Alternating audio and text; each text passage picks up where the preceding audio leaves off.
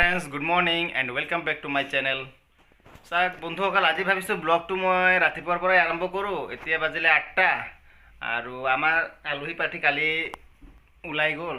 কালি ৰাতি তেওঁলোক গ'লগে। এতিয়া ঘৰ একেবাৰে ঠাণ্ডা ঠাণ্ডা হৈ আছে। আৰু এ কাম বন নাই আজি। মানুহজনী মোৰ বিছনাত পৰি আছে।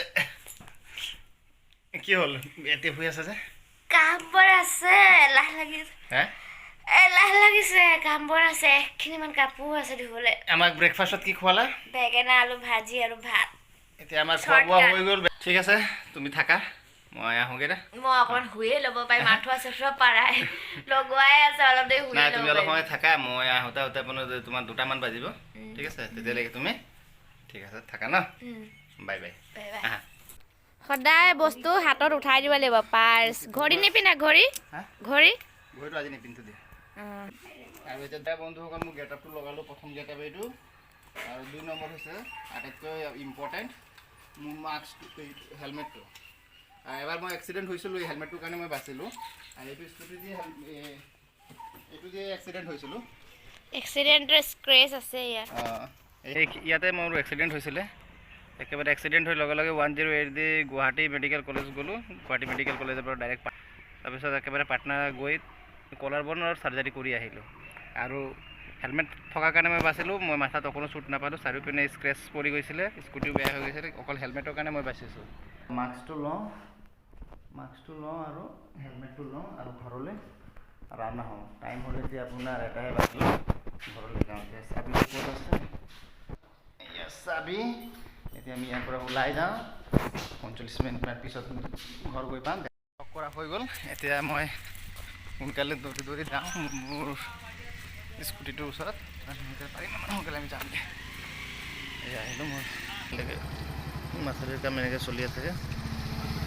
আৰু কিয়নো কিছুদিন পিছত বাৰিষাৰ ছিজন আহিব, তো এইবিলাক কামবিলাক চব এনেই হৈ যাব। সেইকাৰণে যিমান সোনকালে পাৰে সিমান সোনকালে কৰিবলৈ তেওঁলোকে চেষ্টা কৰি আছে।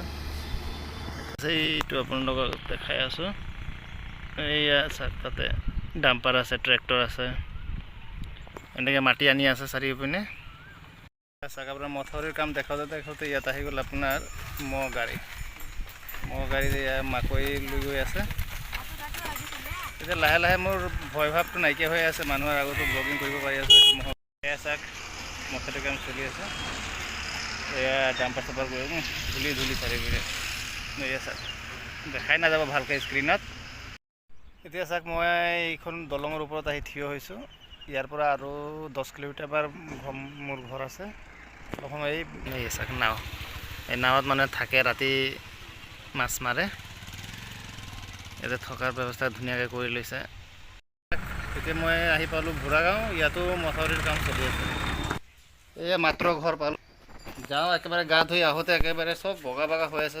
সম্পূৰ্ণৰূপে একদম বগা হৈ যায়। এটা কাপোৰ ইয়াত আমি এবাৰে পিন্ধিব পাৰিম, যি ধূলি হৈ আছে চাৰিওফালে। এতিয়া চাওঁ মানুহজনী কি কৰি আছে। আজি ডাইৰেক্ট ব্লগ বনাবলৈ ষ্টাৰ্ট কৰিলোঁ বাহিৰৰ পৰাই। কি কৰি আছে?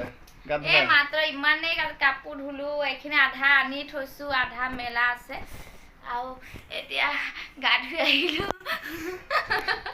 খুলি যাম, মাথাটো খুলি লো। এনেকে খুলি দিবা না। মাথা চাথা বহুত ধূলি লাগিছে। নধৰিবা। এতিয়া কি আকৌ গা ধুব লাগিব নেকি? গা ধুই লোৱা। ইমান ধূলি নহয়। এই কি বনাইছে খাবলৈ? কালি আছিলে যে সেইটোৱে নে? কালি থকা ফিছটো দি আজি কাম হৈ যাব? হৈ যাব। আৰু ৰাতিৰ কাৰণে? ৰাতি এতিয়া গম নাপাওঁ। কালি আকৌ যামেগৈ। মই আকৌ ক'লোঁ কালি যোৱাৰ কাৰণে আকৌ ট্ৰাই কৰিব লাগিব আজি নে? ভিউ কমেণ্ট এই ছাবস্ক্ৰাইব কৰা কথাটো মই নকওঁৱে যে, ক'ব লাগিব নে? ক'বা, একদম মানে দয়া মায়া লগাই একদম ফাটল ফুটল পিন্ধি ল'বা আৰু প্লিজ বাটি এটা ল'বা, ছাবস্ক্ৰাইব কৰি দিয়া।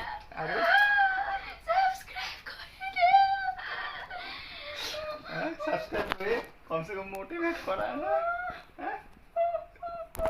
সাবস্ক্রাইব করে দেব না। দেখবা এসা আমার মরম চলি আছে। মরম কি ঠেলি আছে না রে, অলপ পিছত আকৌ কি হ'ব, কাজিয়া আৰম্ভ হ'ব আমাৰ। মৰম কৰা টাইম নাই মোৰ।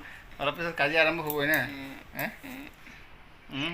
কিমান আমাৰ কাজিয়া কিমান হয় ডেইলিয়ে হয় ডেইলিটো হয় কিমান সময় 1 ঘণ্টা আধা ঘণ্টা মই কাজিয়া হৈ থাকে ৰাতিপুৱা কাজিয়া মানে ৰাতিপুৱা কাজিয়া হোৱা হৈছিলে না তই মানে কেতিয়া জানো আছিলে পাহৰো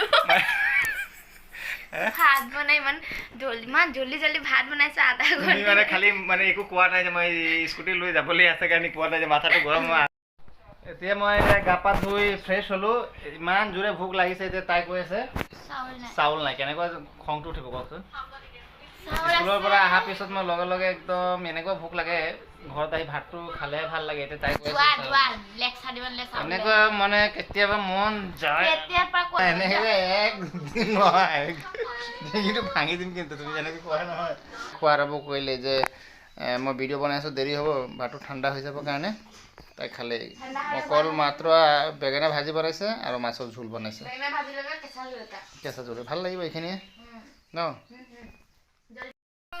এতিয়া বাজিল বন্ধুসকল 5টা বাজিলে এতিয়া হ'ল আমাৰ চাহ খোৱা সময় চাহ খোৱা সময়ত এতিয়া মই ক'লোঁ তাইক চাহ বনাবৰ কাৰণে কি হ'ল যে চাহ বনাবা নাই কেলে চাহ কি দি খোৱা হ'ব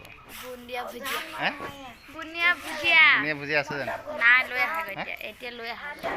এতিয়া কি আকৌ বজাৰত যাব লাগিব বুন্দিয়া ভুজিয়া আনিবৰ কাৰণে ঠিক আছে মই বুন্দিয়া ভুজিয়া আনিছোঁ তুমি চাহটো তুমি বনাবা তুমি বনাবা চাহটো দিয়া মই এই স্কুটি লৈ যাম ন চাহ বন্ধুসকল এইখন হোটেলতে আহিলোঁ বুনিয়া ভুজিয়া ল'বৰ কাৰণে এতিয়া আমাৰ বুনিয়া ভুজিয়া লোৱা হৈ গ'ল এইটো হৈছে আমাৰ গাঁৱৰ বজাৰ পাঁচচালি বুলি কয় ইয়াতে আমাৰ প্ৰয়োজনীয় চব বস্তু পোৱাই যায় মাছ মাংসৰ পৰা চব্জি আদি কৰি চব হোটেলে চব পোৱাই যায় এয়া চাওক আমাৰ গাঁৱৰ লাইটৰ অৱস্থা এতিয়া আমি এনেই টৰ্চ লাইট দি আমি ভিডিঅ' বনাই আছোঁ আমাৰ এইজন আছে আমাৰ আজি সন্ধিয়াৰ ভিডিঅ'ৰ লাইটৰ দায়িত্ব বন্ধুসকল এতিয়া ৰাতি বাজিলে 10:30 আৰু এতিয়া যাওঁ খাবলৈ মানুহজনী শুই আছে মানুহজনী গাটো ভাল লগা নাই তাইক মাতি কানি খোৱা বোৱাৰ ব্যৱস্থা কৰোঁ মই দেখাই আছোঁ তাইক শুই আছে গাটো এতিয়া বোলে ভাল লগা নাই তাইক মাতি কানি খোৱাটো ব্যৱস্থাটো কৰোঁ খাই